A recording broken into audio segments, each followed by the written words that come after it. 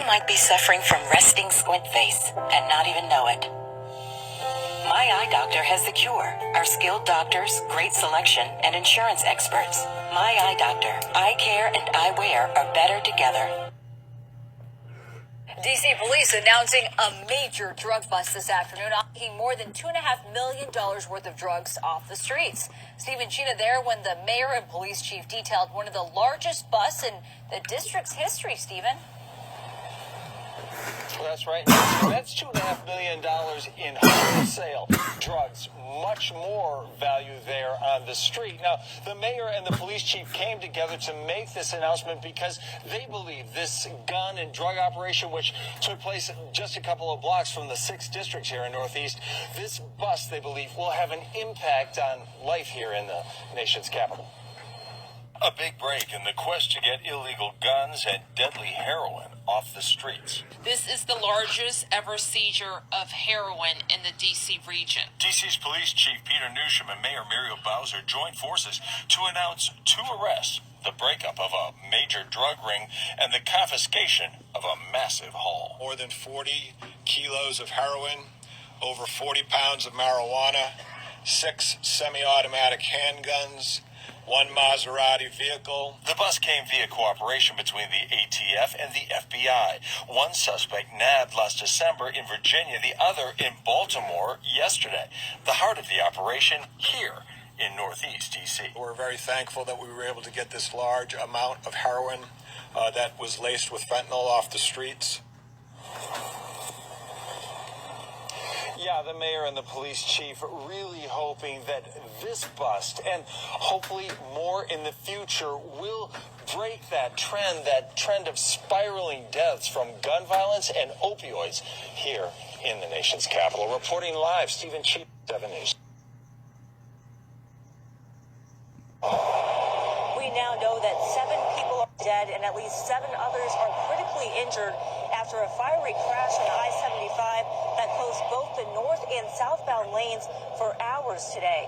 Florida Highway Patrol says the northbound lanes are now open, but the southbound lanes are still backed up with traffic for miles. FHP says multiple vehicles were involved in the accident and 50 gallons of diesel fuel spilled onto the highway, igniting a fire that forced drivers to turn around to avoid driving straight into the flames. Victims were taken to the UF Health Hospital, where the hospital activated an emergency response mass casualty plan. FHP, multiple fire rescue units, and law enforcement also responded, and a helicopter searched the woods for anyone who may have been injured. We also just recently learned that one of the vehicles involved in the accident was a passenger van that was carrying a group of children headed to Disney World. Also tonight, FHP officials have also told us that, of course, the northbound lanes are now open, but drivers should expect heavy slowdowns and a lot of traffic. And as for the southbound lanes, they could remain closed overnight or until early tomorrow morning. For now, reporting live on I-75, Denise Jefferson, CBS. I extend to you this gavel. Within hours of a new Congress being sworn in, explicit comments from a freshman congresswoman setting the tone for the new class. Because we're going to go in there, we're going to impeach them all.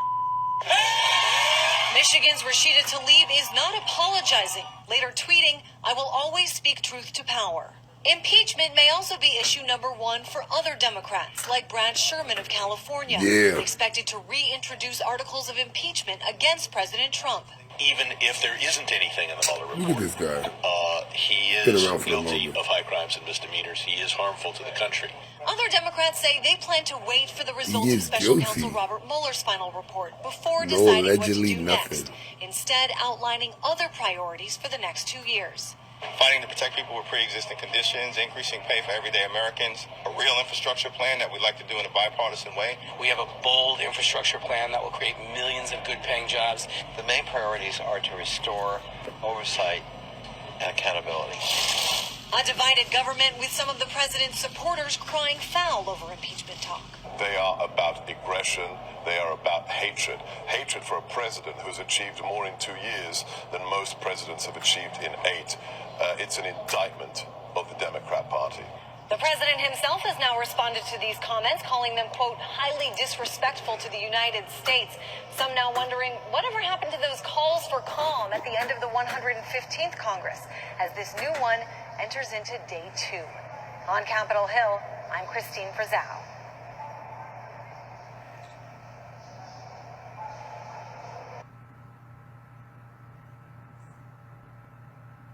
Want more for less? Spectrum Mobile delivers. Grab your wireless bill to compare and see how you can... With his fiance's ex-boyfriend. As Maryland Bureau Chief Brad Bell reports, the family says he had a bright future ahead of him. Tyamonate Johnson, T, to his friends, had everything in the world going his way. A native of Fort Washington, a graduate of Bullis Prep in Potomac, he earned a scholarship to play football at Wagner College in New York. He graduated from there last May and was working towards an MBA while playing one final season of college football last fall.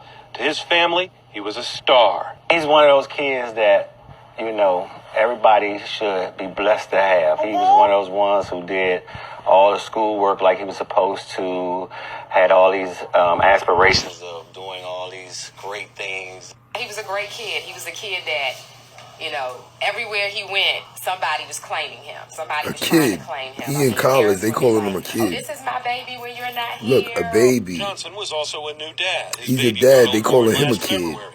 He became engaged to her mom over the summer, but the fairy tale turned tragic Sunday night. Johnson was shot and killed in front of his fiance's home.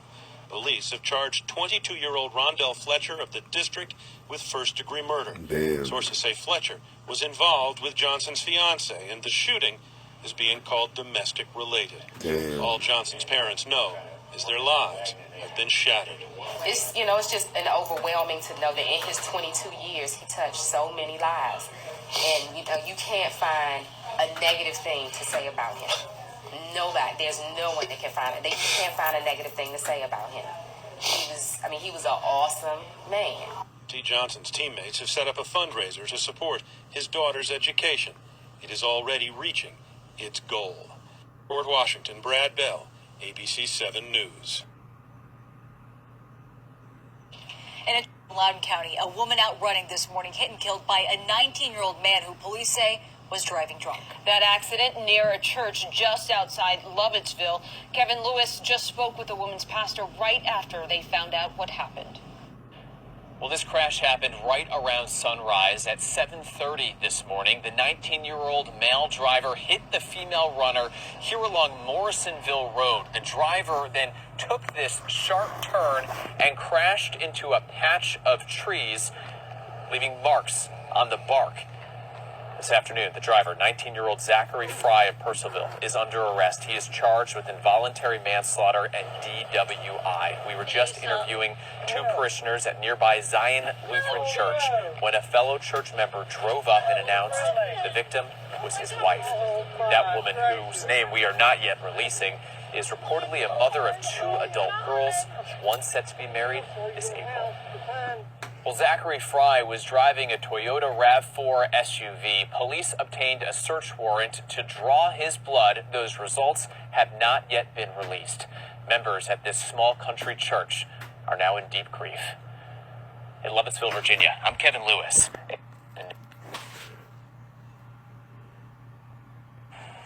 And if the shutdown continues for much longer, it will major impact on everyone, not just federal workers. Tonight, Annalisa Gale is on your side with how it could mean a big delay in your IRS tax refund. It's going to be doubly hard because we just had the Tax Cut and Jobs Act at the end of 2017, a new tax form, and then on top of that, you add a shutdown, which effectively closes the IRS. With no end in sight for the partial government shutdown. In fact, he said he'd keep the government closed for a very long period of time, months or even years. Absolutely, I said that. I don't think it will, but I am prepared. I hope it doesn't go on even beyond a few more days. It really could open very quickly. The concern is slowly shifting to tax refunds. James Fleming has seen several shutdowns in his 41 years as an accountant.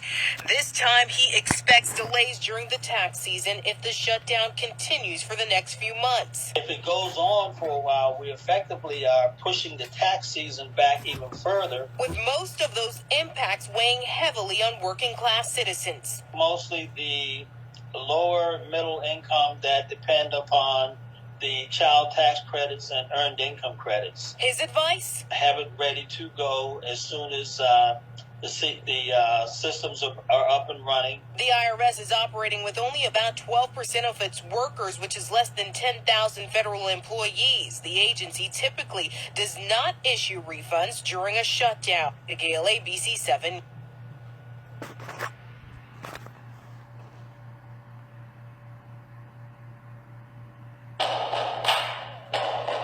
All right, now to a very creepy, crawly post-disaster here. A Springfield family's home overrun by these bugs, praying mantises. The cause, their own Christmas tree. And as Northern Virginia Bureau Chief Tim Barber found, the family is actually embracing the bugs, even feeding them. It's a story you'll see only on 7. Before this Christmas tree was tossed, it gave Molly Cruz one last gift.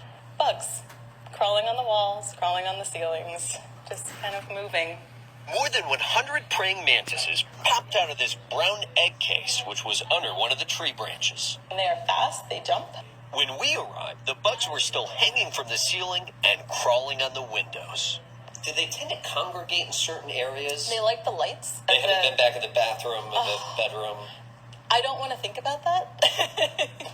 It's possible, but I don't want to know. To catch the little guys, Cruz is using the high-tech combination of a box and an envelope. Some people might have sucked up the little suckers with a vacuum, but Cruz is a veterinarian, so she's feeding them fruit flies. Really disgusting. And hoping to re-gift them. In my Googling, I discovered that people really like praying mantises. They are useful. They eat other bugs. People use them for organic gardening. I hope to find them a home. I don't want them. What she does want is a fake Christmas tree for next year. Reporting in Fairfax County, Tim Barber, 7. Children killed on Indian Head Highway Sunday evening. Charges against the man who police believe was driving drunk after attending the Redskins game are still pending. Tonight, only on ABC 7, Tom Rousey with the family now demanding justice and thanking a community that has rallied around them.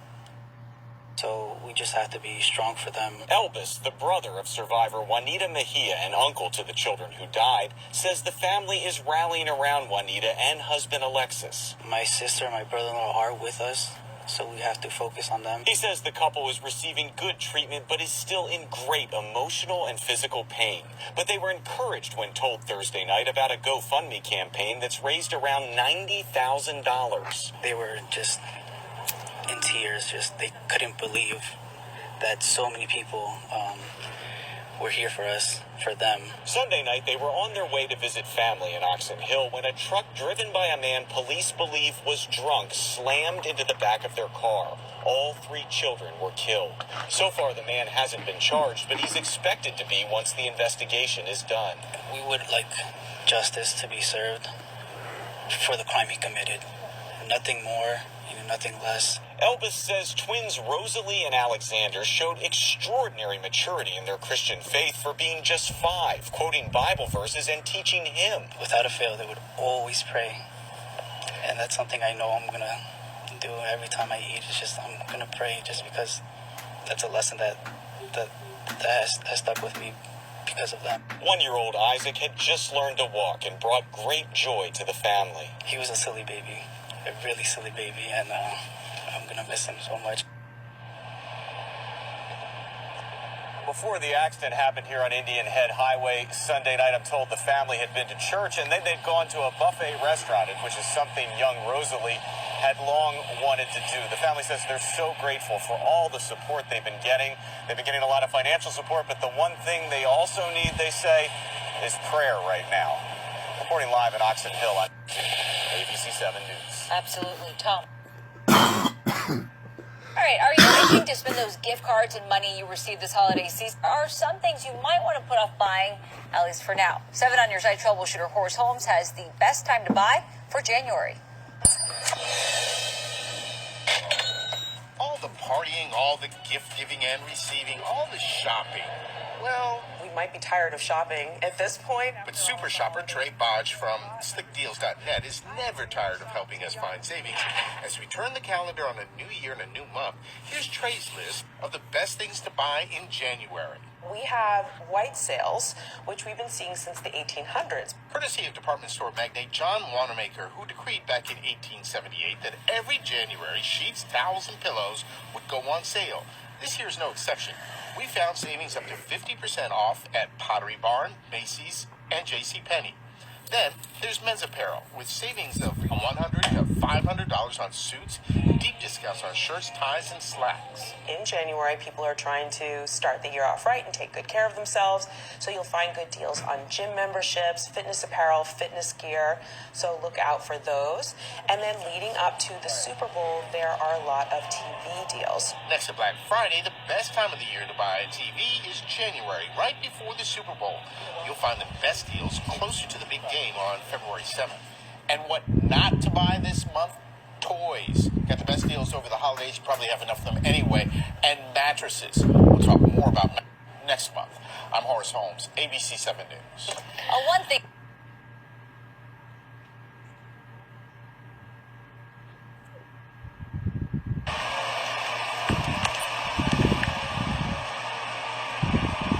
It's overflowing.